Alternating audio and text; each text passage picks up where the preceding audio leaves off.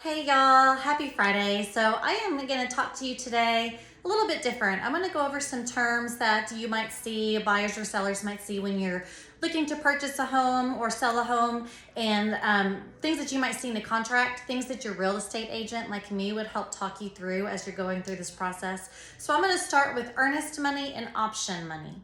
Earnest money is a percentage of money that the buyer would pay the seller. It's a percentage of what the home is listed for, and that's where your real estate agent can come in. They can kind of help you talk through what that amount would be based on what the home is being sold for.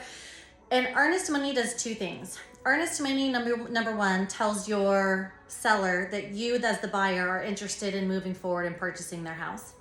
Number two, it's also a push for the seller that in case the buyer all of a sudden decides to back out of the contract with no real reason, the seller gets to keep that earnest money. So it kind of works two ways. So it's really a commitment on the buyer's part to say, hey, I'm committed to moving forward with this property.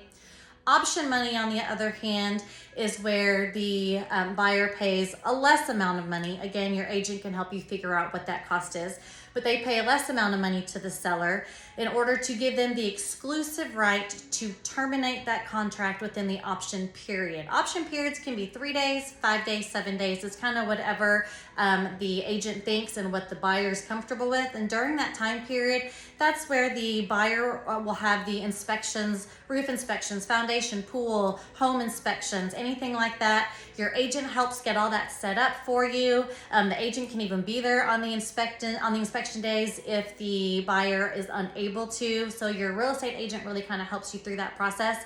And during that option period time, if for whatever reason you have red flags that pop up, things that you're not sure about, things you're not comfortable with, well, number one, your agent can help negotiate those repairs and things to get fixed. And number two, if the sellers don't, that is your time where you can back out of the contract because you pay that option fee. You can back out of the contract without anything happening and you get your earnest money back.